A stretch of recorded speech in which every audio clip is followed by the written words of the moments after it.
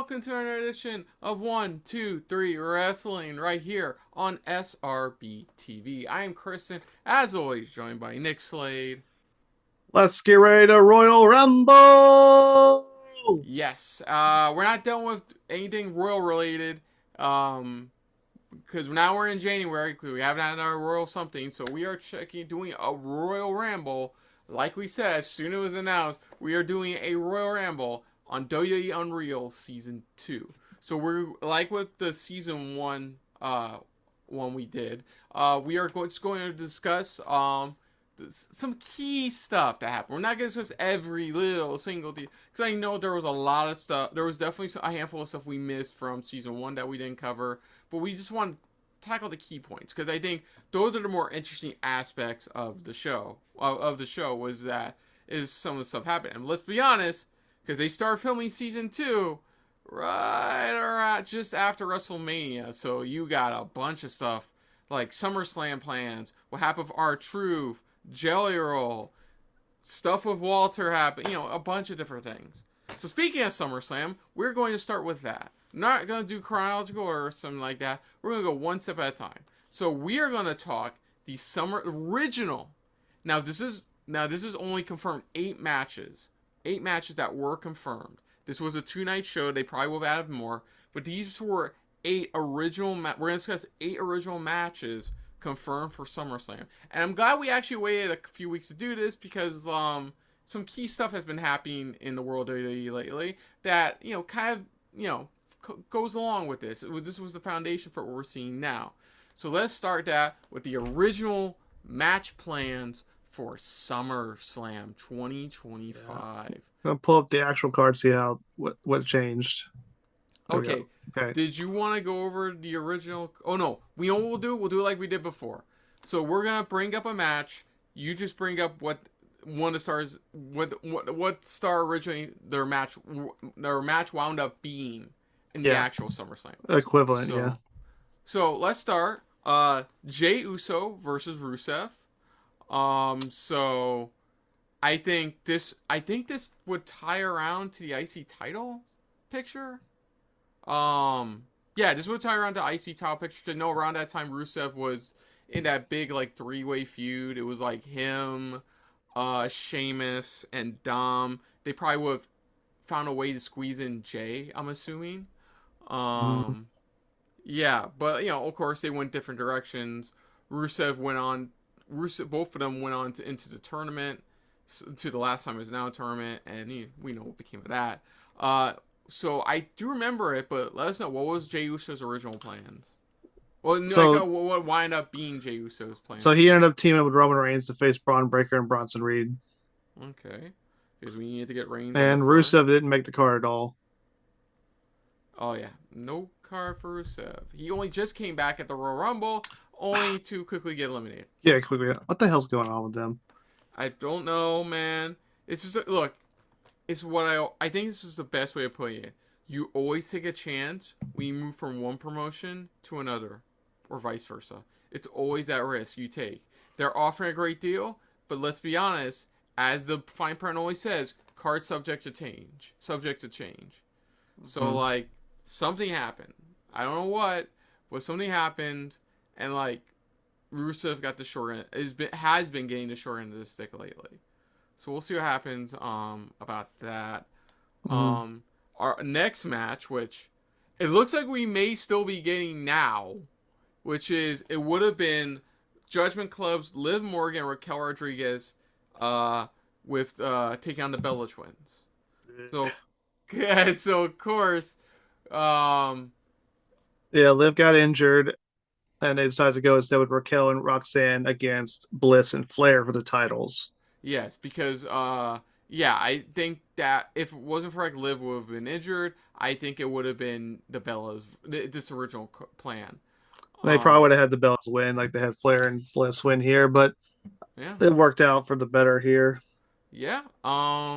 It definitely worked out better, because that was actually a pretty fun women's tag match too. I On Raw, as this is recording, the Bellas announced they are going for the women's tag titles. So What year is it? What year is it with the Bella Twins being pushed? Roman Reigns so is they're so winning they're the Royal Rumble. so I think the report is this is like going to be like their last honest run in WWE, and then that's it. Which I'm fine with. If this is how we're gonna get through it, we just gotta push through it, and then oh my god, we're back in the era of divas when we see the Bella Now, twins. that's why I don't think they should be back. They're a byproduct of an era that should be forgotten, Yeah. at Yeah, least left behind. I think overall we got the better match out of this with Judgment Club versus the Friends of Convenience. Jesus. Oh yeah, and Brie Bella came back, and then Instead of coming back at SummerSlam, she came back at the Royal Rumble because that was their big surprise for the Women's Rumble. and I had one of the most negative like loud reactions I've ever had on on our reactions. But the Saudis liked her. Apparently they did. Next up, well, I mean, this one got a slight change. This was Naomi taking on Io Sky. Um, so of course, she cashed in. What we saw at Evolution was she cashed in on Io. She cashed in on Io and Rhea, picked up the win. So I would assume the original plan was just a one-on-one match. But I think considering how well over the WrestleMania match last year went, they wanted to do Mm-hmm. another triple threat. Yeah. Again. So So yeah, not much difference there. yeah, not much different. It is no Rhea. I mean, I think it still would have been a fucking great match, but I think with Rhea there, it still wound up being like even better match. Mm-hmm. This next one, I'm not. I'm actually a little bit surprised at because I think going into SummerSlam, this was my match. This is the match I was predicting will guarantee happen because like there's so much history between these two, and that's Becky Lynch versus Bayley, which I'm assuming would have been for the Women's Intercontinental Championship. Yeah, we kept thinking that was the direction they were going to go with, but instead they just did Becky Lyra again, and made like Yeah, and instead had Bayley. I don't know, yeah, like do a split gimmick, split personality gimmick after yeah. this. It wound up being like a very lackluster hardcore match, which is weird to say, considering like Yeah, hardcore yeah. matches aren't that difficult to do. Like, but like it was an alright match. They saw Bayley show up, and now currently her and Lyra are a tag team. Where I guess Bayley is still going through the split personalities once in a while. It's kind of hard to tell if she's still doing it. So like, yeah, yeah, that one. Eh, I think I would have loved to see Becky versus Bayley instead, if I'm being honest. Mhm. Um, Next up, we have. I mean, this would have been a great match as well, but they went a different direction once again. Now it would have been Rhea Ripley versus Asuka. So of course, we already know currently that Rhea and Io are like in a never-ending feud with Kabuki Warriors because of Io's past history with the Kabuki Warriors. So like, it's interesting to see that they dialed it back only just to switch things up to this and like, I don't know. I would have liked to see this match, but at the same time, it's like what I said with Naomi Io. We got a better match in the long run. Yeah, and Asuka didn't make the card. Yeah, Asuka unfortunately didn't make the card. Yeah, they Which never did give us that proper EO Asuka one-on-one match. no, I feel like they're waiting, and I'm like, why? You should have done it already. Yeah, I just that made They need to turn Kyrie face and have her go her own way. yeah. Next It's up, it's ridiculous because Kyrie hasn't won a world title yet in WWE. yeah, definitely. Next up, I feel conflicted about this one a bit, considering who was in this match, and that's Seth Rollins taking on Sami Zayn. Now, of course, Seth Rollins going into it, I'm assuming it was still planned to be the Mr. Money in the Bank. I think they were trying to pull a WrestleMania 31. Mm-hmm. 31? Yeah, 31 where he loses his match, but then comes back out to, like, cash in. Mm-hmm. And Sammy would have been a great choice for that, to have him wrestle a match. But, of course, it would have been Karrion Kross. Instead, taking on Sammy with Rollins out of the picture due to injury. Yeah, um, so, what do you think? I think that I, I think it worked out because yeah, the Seth swerve worked really well. It's just kind of ironic that after faking injury, he ended up getting injured legitimately. Yeah, Was he tempting karma there when he did that? I probably. don't know. Uh, and then yeah, this was they decided to wrap up the Zayn Cross thing because Cross ended up leaving. Which Killer Cross, as he is now the current MLW World Heavyweight Champion, so that worked out for him. And Sammy is where he's been for a while. Right on the cusp of main event, but not there yet. Probably most Yeah, likely next year. I'm thinking. yeah, for Saudi Mania. Mm-hmm. Yeah, I think ultimately it was Karrion Kross's last, as far as we knew at the time. Well, before we knew it, it was Karrion Kross's last pay-per-view match. So like, Yeah, even apparently Cross. I think Cross said the original plan was that Zayn was going to convince Cross to turn face, and like yeah. it was going to be like a reverse of Cross trying to corrupt him, but Zayn ends up redeeming him instead. Wait, was that with Cena or was that with Styles? That was gonna be. I think that was gonna be Sammy. Hmm, interesting. Well, ultimately we saw what happened, and the irony is not lost us. When we saw Crown Jewel. Next up, I don't know, kind of interested in this. I feel like it's still gonna happen, which is it was supposed to be the demon version of Finn Balor taking on Dominic Mysterio, suing for the IC title. Um, yeah, let's be honest about this. This was another in the line of I think they've always been playing to break up Judgment Club, but things keep fucking happening to Judgment Club members, which doesn't Yeah, help. yeah, because Liv got injured, the Dom got injured. Now they're all Carlito back. got released. JD Really, got injured. Liv got injured. Dom just came back from injury now. yeah, oh yeah, that's it. But yeah, I think that's probably what's going to happen to WrestleMania instead, because I think this was probably going to happen if they do Balor Punk at Chamber. Maybe they'll have Judgment. They try to get involved and they end up screwing Balor, and maybe Dom refuses to take responsibility, and they throw Balor out and turn Balor face, and you get Demon Balor versus Dom for the IC title at WrestleMania. I think that's probably the way to go with that. Oh yeah, definitely. Um, Balor wasn't on the card, Yeah, and and I originally thought Dom was going to lose the AAA title at Rey de Reyes against Penta, but instead, for some reason, they have him defend the title against Vikingo again, even though Vikingo's a heel right now. well, they know Dominic's more over in AAA. But Yeah. we did get a fun match with Dominic versus Styles for the IC title, where Ugh. it was fun. You gotta admit it was fun. No, I it's just think. frustrating seeing AJ Styles lose. And Oh no, I said the S word. what? Oh, Styles. That's the S word. Yeah, like the people are still speculating he's not actually retired. He's just done with WWE. And god Hmm. dang WWE, that's the way you have AJ go out. Fuck. Um, and What's honestly, that? yeah, and What's that? honestly, if it's not his retirement, then Gunther can't really claim he retired him. Yeah, Styles. Yeah, we'll see what happens because when that story comes out, wherever Styles winds up, it's gonna be somebody's gonna get that scoop, and it's gonna be so. If what you're saying comes to pass, it's gonna be so damning on WWE, like so What I damning. would like him to do is probably do New Japan TNA. I don't see any reason to go to AEW. The only reason I can see him go to AEW is just do a one-off appearance to wrestle Samoa Joe one last time. And probably have Chris Daniels be a special guest referee. That's what I would if he wanted to do AEW. I'd do a one-off appearance, just do Styles Joe with Daniels referee, and that'd be a nice thing to do for his retirement for actual retirement tour. So we'll have to see because as of right now, there's been no reports out that he's not renewing his contract. I don't remember if when his contract expired. I think it's in February. I remember news reports. I believe said February, sometime this month.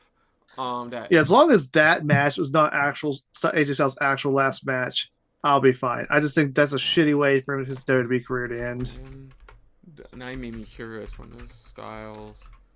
Like I think the best place for him to retire would be Bound for Glory. Well, give me a second. Let me double check something. I want to make sure. Like I tell you my fantasy booking how I'd book AJ's TNA run. So, okay, yeah. So, the last report on it was it does expect to expire sometime in February 2026. So, there is that very strong possibility that he could be showing up. So right now, the next two big non WWE shows, well, three, is New Japan's New Japan Cup, and their New Beginning tour. There's TNA's Rebellion April, and of course the closest one, which is AW Revolution at the beginning of March. Hmm. Wait, is that the beginning of March? I think it's at the beginning of It's March. somewhere around that. But yeah. Well, we're off topic. We're off topic. So let's get back on for the last match that was originally planned for SummerSlam. That pissed me off when I found out about this card. Pissed me off because it was such a banger match, and we're probably still getting it come SummerSlam, which is Roman Reigns versus Braun Breaker. This was a easily passing. This is going to be easily a passing the torch match, easily. But like, damn, this match would have been fucking great. And there's still Yeah. possibility now we're going to get it. Yeah, instead they decided to make a tag match with Reigns and Jey Uso against Breaker and Bree, as we mentioned earlier. And Yeah. yeah, it's probably the idea is that Reigns beats Punk at Mania, holds, and then drops it to Breaker at SummerSlam. Yeah, I see that. And Breaker wins is it King of the Ring? Yeah, I'm that just not, makes sense. not going to call him King, Big Daddy Pump. Big Papa Pump. King. Yeah. Overall, I mean, it's not like the WrestleMania one we did last year for Unreal, where like there was definitely a few I would have loved to see. Like, remember they had the ladder match for the tag titles on there, but they wound up not putting it on the card. They put it on the SmackDown. Was it before or after? And Yeah, like, you mentioned that's probably why they did that match at SummerSlam. yeah, this isn't as bad. Maybe okay, so maybe like one, maybe two, like maybe one, maybe two matches I would have liked, but those matches are gonna be happening in the coming months, guaranteed. Honestly. Mm. So yeah. So next up, Jelly Roll. Now, of course, the big news was that speaking of SummerSlam, the big news, of course, was Jelly Roll's involvement at SummerSlam because he had the tag Mhm. match where it was him, Randy Orton, and Logan Paul and Drew McIntyre. So yeah, this I knew about just from his Chris Van Vliet interview and stuff like that. Basically, he got involved. He wanted to wrestle. Hey, he went all in on it. I think he broke something as well.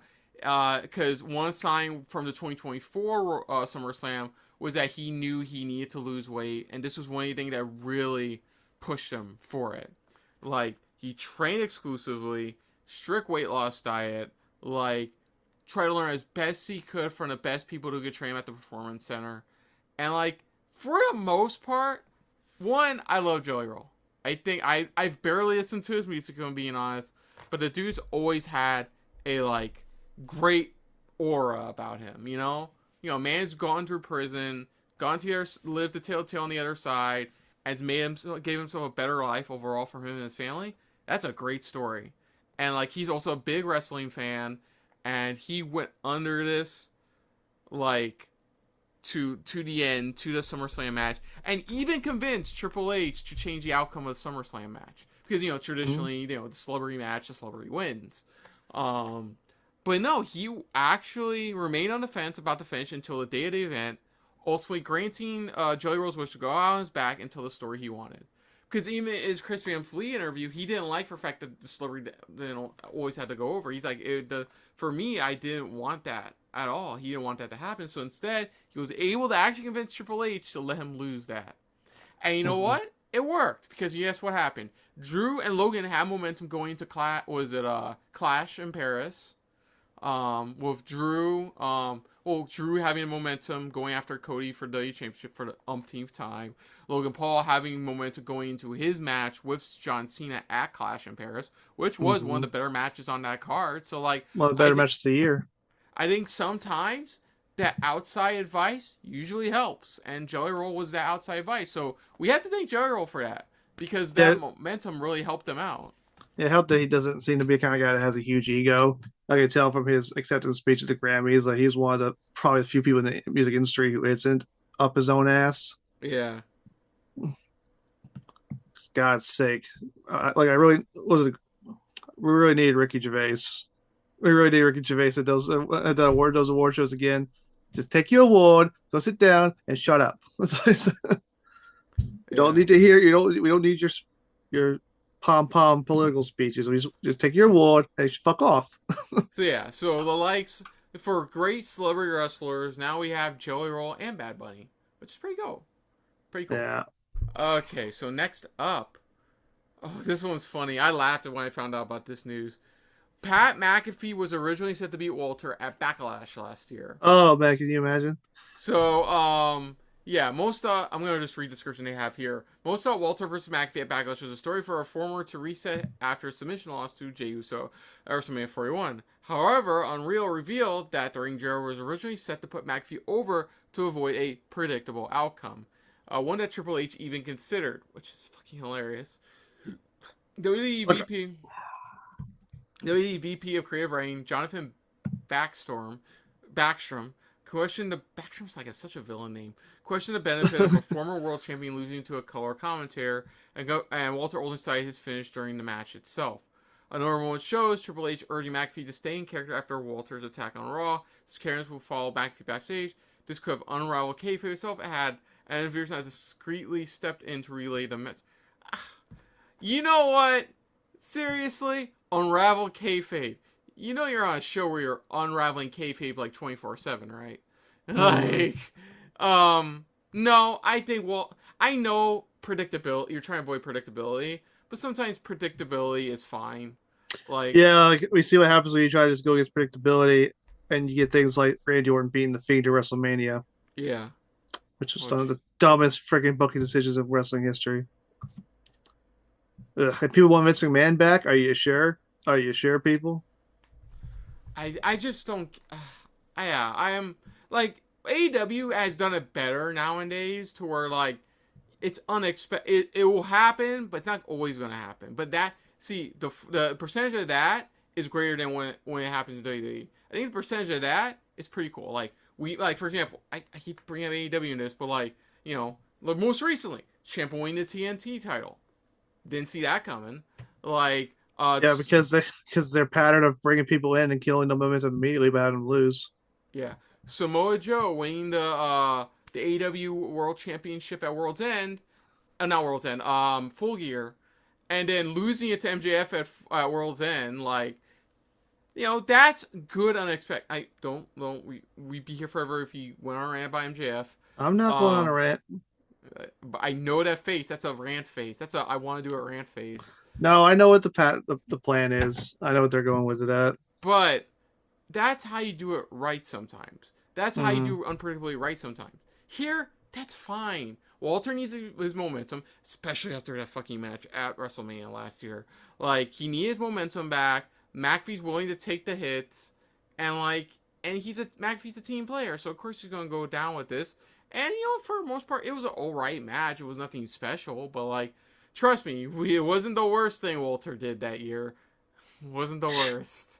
Yeah, and Um, honestly, I could see like maybe the thinking if like maybe McAfee surprises him and gets a win, you could look at it as like Gunther hitting rock bottom before building himself back up and getting the world title back.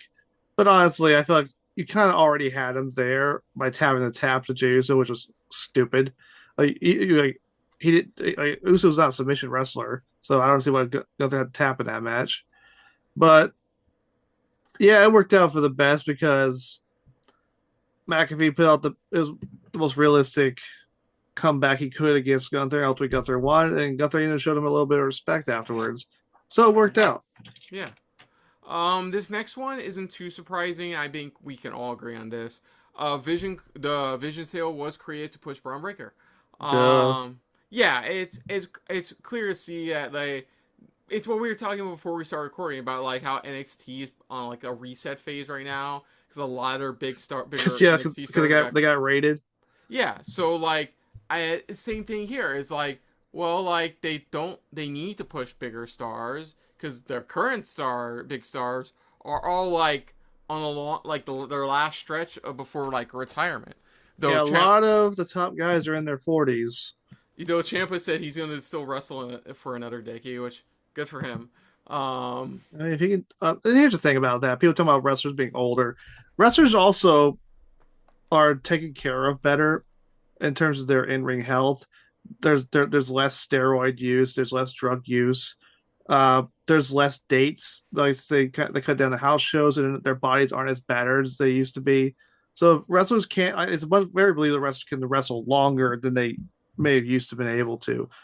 So modern day being your wrestling in your 40s probably is more equivalent to wrestling in your 30s, probably a decade ago. Oh yeah, definitely.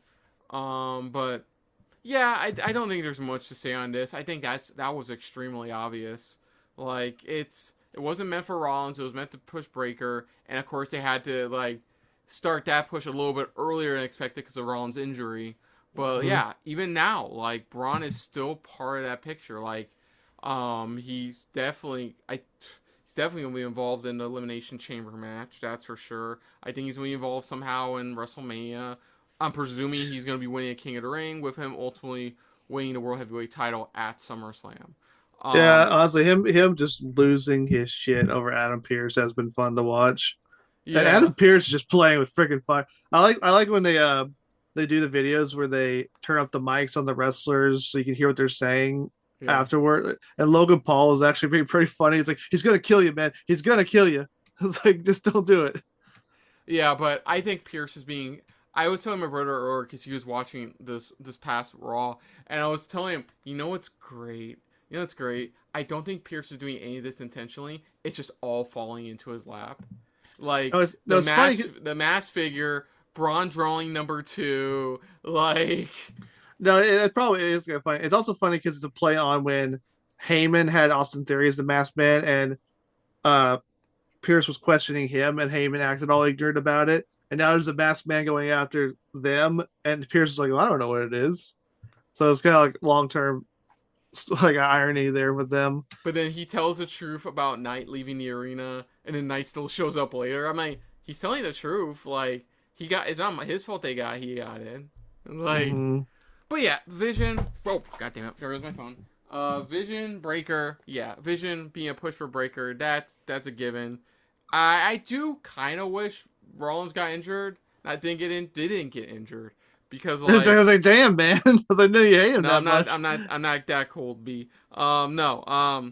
I wish he didn't get injured because I feel like the tail end of 2025 kind of like was all right for Braun.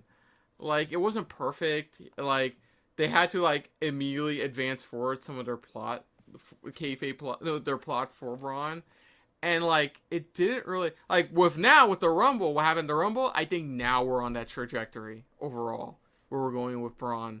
So yeah, it's gonna be a few months, but yeah, I'm pretty sure by the end of this year, Braun Breaker can at least call himself a world heavyweight champion. Yeah, probably.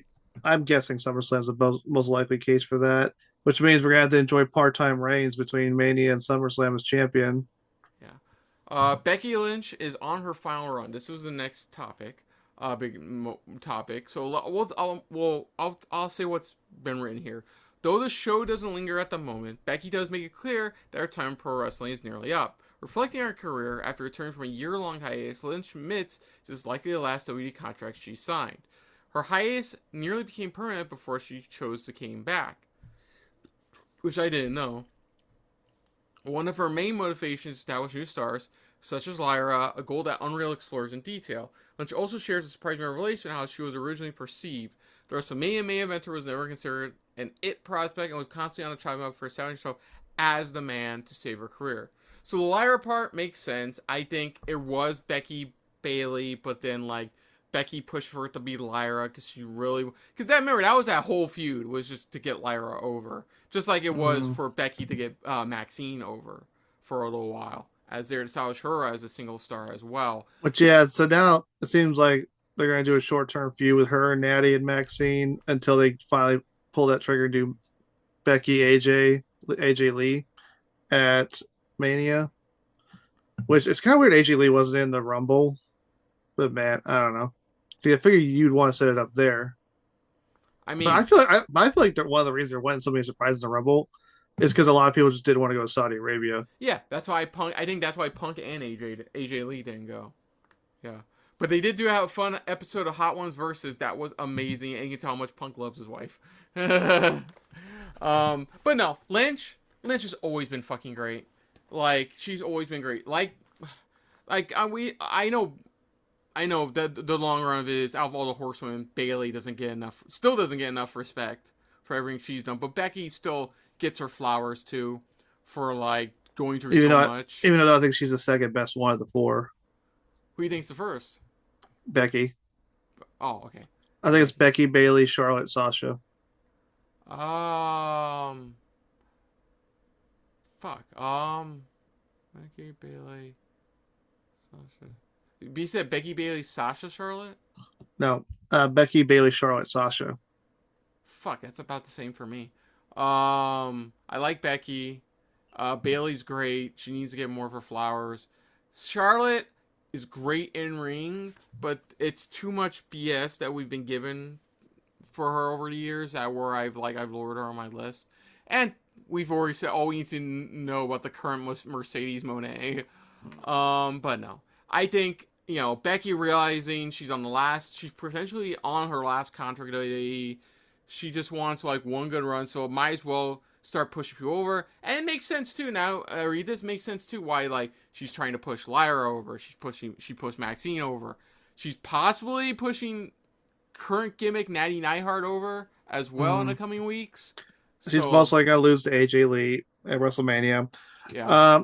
And think about honestly, if this is her last run, it makes sense. She's 39 years old. She's been in the business since 2002, so a little over. I want to say, what was it? 20, a little over 23 years, because she debuted in November 2002. And look at this resume, man. I want to go over this real quick. 2-time women's champion, 5-time women's world champion, 2-time women's intercontinental champion, NXT women's champion, 2-time tag team champion, Royal Rumble winner, 6 Triple Crown winner, 6 Grand Slam winner. That's a Hall of Fame career right there. The only 2 accolades she hasn't gotten yet are Money in the Bank and what was the other one? Oh, the US title. Well, no, I guess. But I'm talking to ones where it doesn't matter either or, which is Money in the Bank and Queen of the Ring. Mm.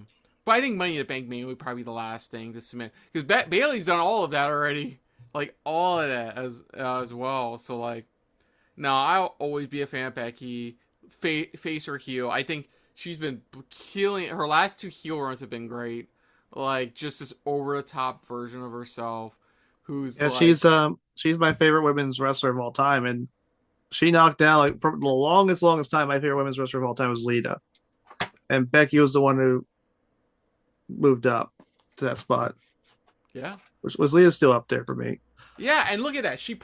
Remember, if it wasn't for Becky Lynch, we would have gotten that amazing steel cage match involving Trish Stratus. Yeah, that was a hell of a great one. And that awkward Saudi match with Lita. Yeah, I think my top 3 now is Becky, Asuka, Lita. That's my top 3 now. Very nice.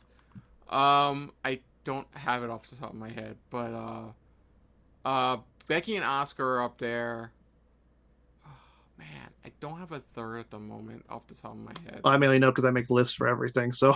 I know, you've talked about that before. But if this is her final run, she's ending on a great thing. Just make sure you book your own retirement tour. That's all I'm saying. Yeah. This one, oh man, it's a meme picture and a half, man. The botched Money in the Bank win for Seth Rollins. This one is interesting because I think it's kind of bullshit. Many complained that LA Knight was buried when he failed to win the 2025 Money in the Bank briefcase, but as Unreal shows, Knight was set up to look strong in defeat, only to botch the finish. Knight was set to battle Rollins on top of the ladder, coming in within inches of victory before Rollins stole the win. Unfortunately, he took too long to enter the ring, forcing Rollins to take him out on the mat before Iyer could reach the ladder. The series also depicts the fall from a failed spot. Rollins and the producers fumed over the missed opportunity, while Triple H reprimanded Knight for failing the season moment. Okay. I'll start with one thing, and that's, from what I've heard, the finish was better. The finish was actually better compared to the original plan. But go on. Here's time for me to rant. Rant away. Fuck Triple H. Okay? You have buried LA Knight for years. How many times should he have won Money in the Bank and he didn't? It's like the 3rd year in a row he should have won Money in the Bank and he didn't give it to him. He's been over as Rover for over 3 years, longer than Jey Uso is over, longer than any other guy's over, and you don't want to give him the main spot. Why? Why? Do you just hate money, or is it some kind of, or is this old Triple H speaking of jealousy or something? Because this is BS. Like, you're gonna reprimand Knight for screwing up. Like, oh, I'm sorry, Knight didn't do a spot where he loses again. Oh, no, you would have looked less stupid in defeat for this time. Oh, thank you very much, Triple H. Thanks for making me look less stupid. Thank you very much. Oh, so it's just infuriating because I don't get it. I don't get it. I thought we were done with this bullshit when Vince McMahon left. I thought we were done with this bullshit of not pushing wrestlers who are fucking over with the crowd, of just deliberately burying people because they get over without management's approval. I thought we were done with that shit with Vince McMahon retired, forced out. He didn't retire, forced out. But no, you know, hey, it's the new boss, same as the old boss. It's just a same bullshit, same politics, same nonsense. I swear to God, this is the final. I'm giving them one final chance with LA Knight. If they don't pull the trigger with LA Knight, some point this year, I'm just fucking done. They're Dolph Zigglering him. They are Dolph Zigglering him. I couldn't put it better myself. I don't really have anything else except for that picture that came out of Knight's face, like in that moment. That's what I think of you, Triple H. They can balance himself on his head. Okay. He's up, yeah, I'm upside well, down yeah, there. That's what I've generally heard about. I want to point out, like, anyone who's watched me on here, I've defended Triple H a lot on this show. I've defended him a lot when people have been way too hard on him. But this is just fucking bullshit. Not giving LA Knight his flowers, man. They've had 3 years to do this shit. Like, they pushed Jey Uso, who was over nearly as long. But yeah, go ahead. Sorry, I had to finish that. No, that's okay. That's okay. Let it all out. It's all right. Like, no. I don't mean to shit on Jey Uso, even though I kind of do shit on Jey Uso sometimes. But fuck, man, what the hell? Are we done? Yeah, I'm done. Go ahead. So, I've seen a lot of people said online that the finish that did happen was better, like compared to what we did get, which was the stereotypical. Hell, we got this. Technically, we got this with the fucking the NXT Championship ladder match. Oh yeah, you've seen this spot 1,000 times in ladder matches. Two people get up, they fight each other back and forth, and then one guy gets knocked down. The other guy, that does not protect LA Knight in the slightest. Like, but I do have to say this about that NXT finish. That little bump in the face. Joe Hendry should have hit Ricky Saints way harder with that belt to make it more believable, because he just kind of boop and he fell off. So I digress. Yeah. Reports did say that this year Knight would be getting some form of a big push. I'll believe it when I see it. Yeah, same here. So next up, this one's interesting because I didn't know this one. I didn't know it, so just reading it now. Becky Lynch tried to back out, taking Bayley's spot at WrestleMania 41. This is why you don't. It literally says this is why you don't listen to dirt sheets. Right after WrestleMania 41, many speculated that Becky had pushed the idea to steal Bayley's spot in the card, but as we know, because of Unreal, reality was quite the opposite. The plan had been penciled in before the year even began, with Bayley fully aware that she wouldn't be competing at the event. That sucks. Not only did Lynch believe it wouldn't work, but she was convinced the crowd would boo her out of belief for replacing Bayley. We were there live. They did not. This series even shows Lynch feeling guilty and attempting to back out altogether. Although Bayley is disappointed, she was willing to go along with what her creative decided. Which was bullshit. On my turn to rant. Which was bullshit. Bull to the shit. First off, props to Becky Lynch for trying to back out of this, because she knew full well it's like, that isn't right. Bayley's never truly gotten like her own WrestleMania moment. Like 40 was the last time she got one, when she beat Io for the women's world title. But like, that was it. Like, that was it. And that we moved on, and then like 41, she gets injured and taken out. Like, I mean, it did set up Becky's heel turn very well, because it was something you kind of didn't see coming. Well, you see, Becky's brought in the last minute to be the replacement, and the next time Raw is revealed she was the mastermind behind it, and it made it very easy to boo her after that. So I get from creative standpoint why they did it. It is kind of disappointing it came at the expense of Bayley missing WrestleMania because of it. I'm sorry. This is another on the list of why. Why are you mistreating like Bayley? This way, I always thought that the original plan was that Becky was going to drop the IC title to Bayley, and Bayley was going to get her an IC champion. But no, she dropped it to freaking Maxine for some reason, and Well, then got it back. we know why she dropped it to Maxine and why she got back. You know, because they wanted to make sure to establish Maxine as a single star, which, let's be honest, they needed. Yeah, but over Bayley? No. I'm sorry. No. But yeah, no, I don't agree with this. I think it should have still been Bayley. You still could have done, like, on Raw after Mania, you could have had, like, Becky come out, congratulate them, and, like, for a brief second. Or Becky could have returned during the match and helped them win, and then the next night screw them over. Could have done that. Or that too, honestly. So you still could have gotten the Becky return at Mania, big pop. Then the next night screw them both over, cost the titles. So you could have done it that way. It would have resulted in Becky not having a second run, but really she held it for a day, so does it really matter?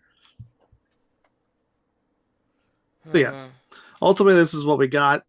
I thought they would eventually give something in return to Bayley, and they didn't. And now she's in attack. She's kind of back where she was. Now she's in attack team Lyra again. But I don't even know if they're even going to be close to getting a tag title run together. Because they've now reestablished a bunch of teams now for on Raw for the title. Because you got Rio Sky, you got Judgment Day, you got Kabuki Warriors, you got Becky and Lyra, you got the Bella Twins. So you've got a number of teams there now. Yeah. We'll see what happens on that. It'd be nice if they remembered that those titles are also eligible for NXT, and so NXT wouldn't have to bring in the TNA Knockouts titles. So next up is John Cena's face turn. Oh, here comes rant number two. Arguably go ahead. The biggest heel turn in wrestling history. Cena's shocking betrayal at Lynch 2025 didn't exactly have the kind of payoff fans wanted, because Triple H went to Zack Snyder on it. Most were surprised when Cena reverted to a good guy before SummerSlam without explanation. Unreal takes us into the writers' room where Triple H and his team debated. As it turns out, creative simply couldn't figure out how to justify his face turn. Oh my god, it was not that hard. I've already talked about how they could have done it. Despite throwing ideas around, they decided Cena would return to his morals simply because of his overwhelming popularity. Which is so... No, the way it came off... Sorry, go ahead. Which is so bottom of the barrel. Let me finish up what it says here. Mm-hmm. Cena and Cody Rhodes' SummerSlam match was designed to cast Cena as a hero and Rhodes playing the heel. However, Cena called auto mid-match for Rhodes to be himself, resulting in both playing the babyface role. Which was way better. Now go on. Let me write they said, oh, it was just because he turned face because of his popularity. No, what it came off is he got put through a table, hit his head, and he realized, what the fuck have I been doing for the past few weeks? And that's what it came off as. And I've already talked about this when we talked about John Cena's retirement tour. The easiest way for do this would just be have Cody and R-Truth play to John Cena's conscience. Have R-Truth really be his Jiminy Cricket, man. Just say, hey, man, this isn't you. Because you already kind of set this up by Cena's reaction at Backlash when he was reacting to the fans cheering him. So you knew there was still good in him. There's still good in him, like Darth Vader style, man. And all you had to do was just do a couple promos, R-Truth trying to get John Cena's heart, and then it really kind of delved more into the promo between Cody and Cena, and then have Cody put him through the table, and then maybe keep the camera on Cena as he wake and have him get up and just have him shake his head, and then the next week have him say, yeah, you're right, I've been screwing up, and it would have been way more natural. All it required was just a little more detailed writing. And they gave us nothing.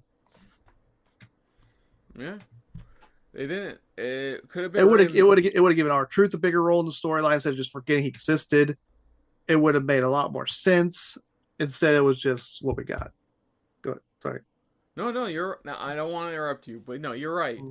This the John Cena face. I think we said about it in our Royal Ramble on Cena's retirement tour, but like, yeah, his retirement tour could have been so much better. One of which being the face turn. Like, a face turn could have been so easy to do, and like you said, just involve R-Truth and like Cody Rhodes, and then you lead to that moment the weekend was the SmackDown before SummerSlam where he's convinced that he should change his ways. That would have been Mhm. great, but instead just because of popularity. Wait, aren't you the same motherfuckers who say you don't listen to the fans? Like every Yeah. time you're asked that you don't listen to the fans, because that's complete bullshit. I'm pretty sure you almost always listen to the fans. I mean, Almost always. it's funny when they do decide to. It sometimes backfires. Jew. So, and then they don't do it for people like L.A. Knight. Yeah. It's so inconsistent. Man, this is the thing that when people look back and say John Cena's retirement tour is bad, I think overall it wasn't bad. It's just there were things like this that didn't make it make so little sense that it cast a huge shadow over it. Because if you look at John Cena's year, a lot of it was good. A lot of it was well done. Like especially the matches themselves, except the WrestleMania match. Like the WrestleMania match was terrible. Uh, but other than that, like his matches with Orton and Punk were great. The tag match was good. It helped get Jey Uso and Logan Paul involved in that. His match with Cody at SummerSlam was fantastic. His match with Logan Paul, AJ Styles was great. He put over Dominic Mysterio. Okay. And then yeah, even his match with Gunther wasn't bad, even though I kind of don't think he should have. His fight match should not have been against a heel, and he shouldn't have tapped out. But we've already had a whole Royal Rumble about that. You can go watch that and see our whole full details about John's retirement tour. But God's sake, but they couldn't figure out a way. I just came up with a way, and I'm not even I'm not even a professional. Yeah, I have a degree in creative writing, sure, but I'm just still a fan, and I came up with a better way. And you I guys are love supposed to be the pros. I love how you try to be humble and like I don't remember the word humble and like Humble bragging at brag. this Yeah, it's called humble bragging. humble Uh, bragging. You try to I humble mean, brag like, I mean, well, I I'm mean, not creative. I do have a degree in creative writing. I'm I not mean, gonna lie. I have a degree in writing. I know the fundamentals of basic storytelling. I've written things here and there. I know how storytelling works, and I don't have a job in WWE. These people do, and they couldn't figure it out. so speaking of works, Seth Rollins' injury before SummerSlam. Yeah. So the idea, this is what they are saying. The idea was conceived by Triple H, who only shared it with a select few. Rollins initially wanted to keep his Saturday Night's Main Event opponent LA Knight in the dark as well, but was convinced otherwise by Triple H. The series shows Triple H and Roode staying in character role position as Rollins sells the injury. The deception was so tight-lipped that Rollins and Becky Lynch maintained the act with their own families, except for their daughter, who was a fucking snitch. That's the only part I remember from the trailers was You cannot have you. Even I don't have children. Even I know a toddler can't keep a secret. You're you're not gonna have a toddler keep a secret. Rollins sold the fake injury for weeks until cashing in his Money in the Bank briefcase at SummerSlam and pull off the ruse of the century.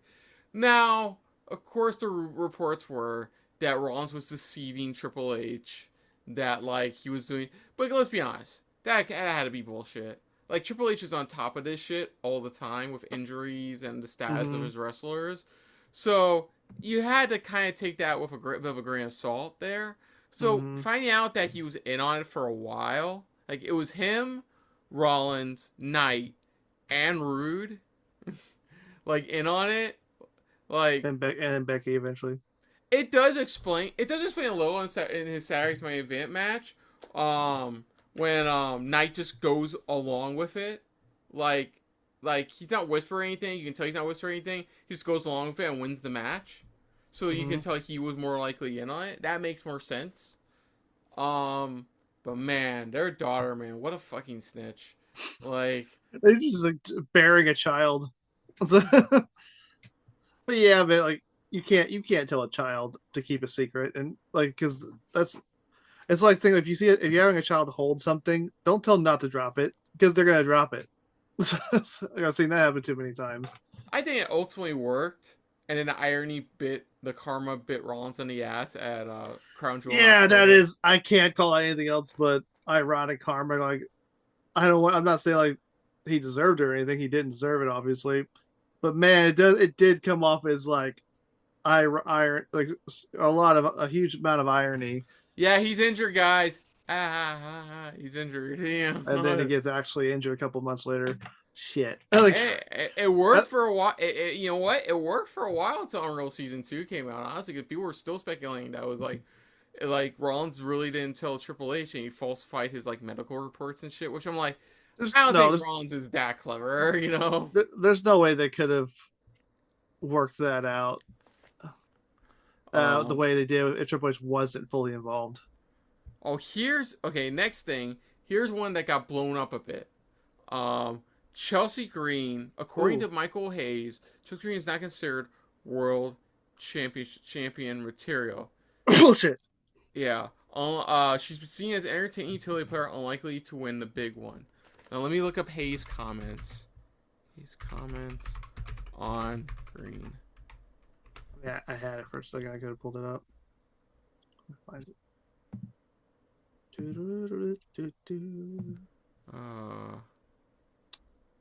Here it is. I got it right here. Okay. Okay, so Chelsea is so entertaining, but she's not built for, nor should she be in the Charlotte Flair role or Tiffany Stratton, because Chelsea's job is to help make those people.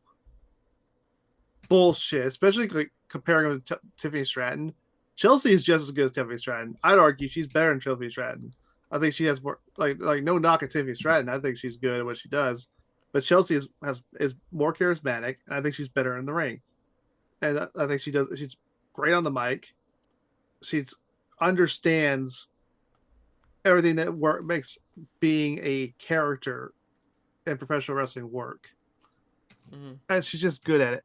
And like, what about her is not world title worthy? I swear to God, like people forget who's been women's champion over the years. Yeah. Like I go back to Carmella, and again, not to knock Carmella, but like I think she's probably the closest equivalent I could think of to like where Chelsea Green is currently, where Carmella was. Yeah. Like, if you're gonna make Carmella world champion, you can't tell me you can't make Chelsea Green world champion. Like, and I'm trying to think of more recent people like Jay Cargill. God's sake, again, okay, this is kind of be bearing Jay Cargill. Jay Cargill has the look, but Chelsea destroys her in terms of wrestling ability, charisma, mic work, and every other category. And honestly, Chelsea's really in really good shape as well. Like she may not have big muscles like Jay Cargill, but Chelsea Green has the good looks as well. She's got great gimmick. She's great as obnoxious heel. She'd be fun as a likable face. It's just absolute nonsense that Chelsea Green can't be women's champion. Yeah. Chelsea Green, of course, would react to it, saying she was generally surprised that like somebody would. She honestly thought she would be breaking that glass ceiling, and like to find out, you know, she was never going to was really depressing for her. Like, and that sucks because she's such a great wrestler. She's such a great performer. It's all the topics you brought up. So like, I mean, we'll see what happens now. Considering Michael Hayes open mouth, insert foot. I mean, originally before that, she said that, and they say women are dramatic. Is it's giving total divas, but make it men. It's like damn. And then let's talk about the most interesting thing that happened during the filming of season 2 Unreal. That's R-Truth's firing. Mm-hmm. So of course, out of nowhere, it was announced. It was like around early. Was it early summer last year? Yeah, it was early summer last year because he came back at Money in the Bank. Yeah. It was announced that R-Truth would be released. Much to the shock of like fucking everybody. Like the reports were that like they were just letting him go. It was the standard like they didn't have anything for him. They don't know why they still have him on payroll, and like they were just going to give him the boot, and like that just pissed off everybody. Because everyone loves R-Truth. Yeah, you know the "We Want Truth" chant started. A lot of wrestlers backstage were actually shot. All things considered. Like he's probably the biggest social media campaign since the We Want Cody.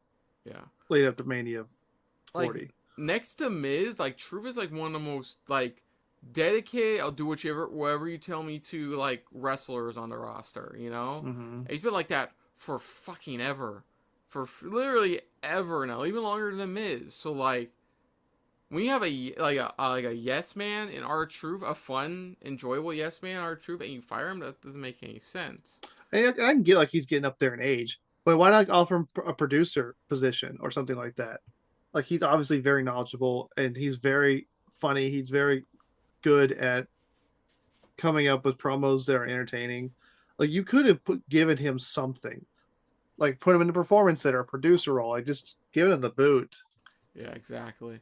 Okay, so what we found out when we find out on Unreal is that when talks over Truth's expiring contract stalled, WWE told him they wouldn't be renewing, which he interpreted as being fired. It wasn't until a conversation with Nick Khan that both parties reached a deal. Truth's return was so hush hush that even Jay and Logan, who were in the match, had no idea. Oh, and a heavy shaving segment, that was Truth's idea. I think I figured that was Truth's idea. Yeah, because I thought Um, they were setting up something interesting with that, and they did nothing with it. Absolutely yeah. nothing. So yeah, it's one of those like with like Rollins faking his injury. It was one of those like I think the dirt sheets blew that bit out of proportion when actually his contract was expiring, negotiations weren't going anywhere. Nick Khan convinced him otherwise to stay. That's it. Yeah, basically, Archer was never officially fired. Yeah. They were going to let his contract expire. Truth went to social media and said he was fired, which technically wasn't true, but essentially the same thing because you're being let go. You just the fans backlashed and they decided to re-sign him. But dang, you can kind of tell like also this was a little snipe at that decision because they re-signed him and then did nothing. They like bring him back in Money in the Bank.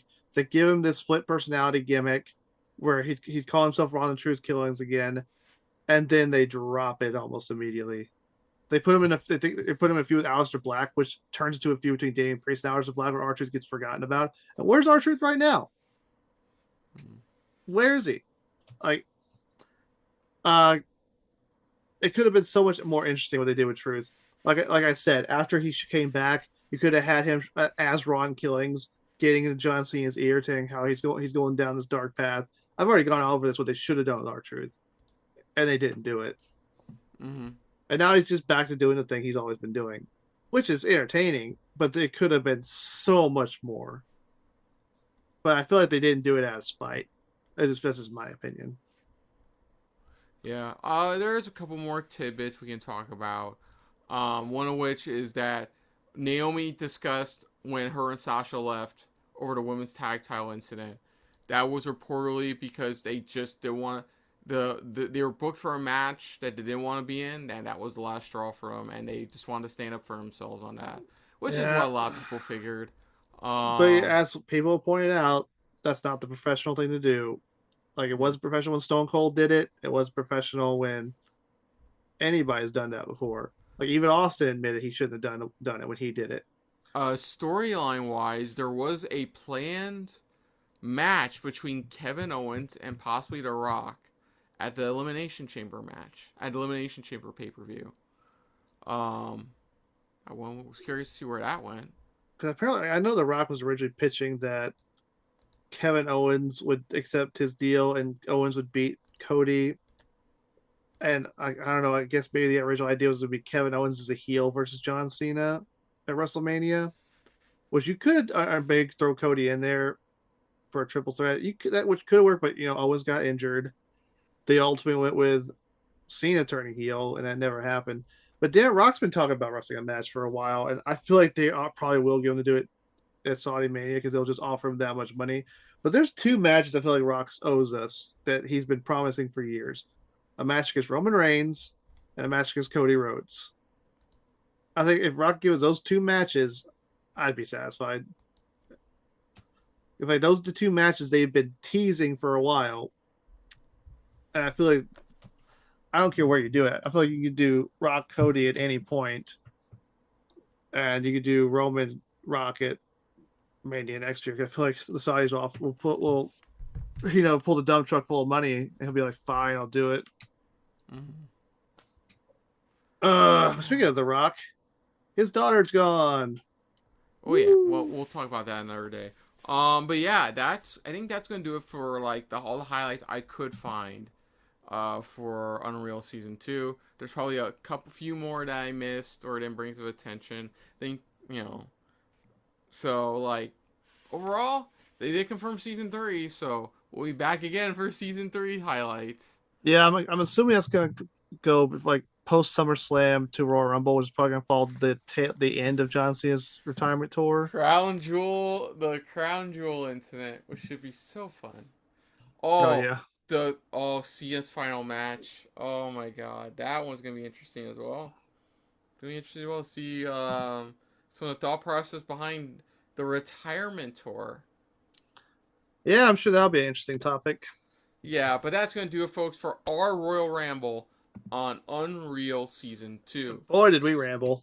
We sure did. So other than that, if you're new to the channel, you can hit the like button. If you want to talk to us more about stuff like this, comment down below. If you want to share us around, share it around. And if you like us just a little bit more than anybody else when it comes to talking about rambly stuff like this, hit the subscribe button down below and hit that bell icon as well. What did you think about Unreal Season 2? What are your biggest takeaways? What are your biggest highlights from Season 2 of the show?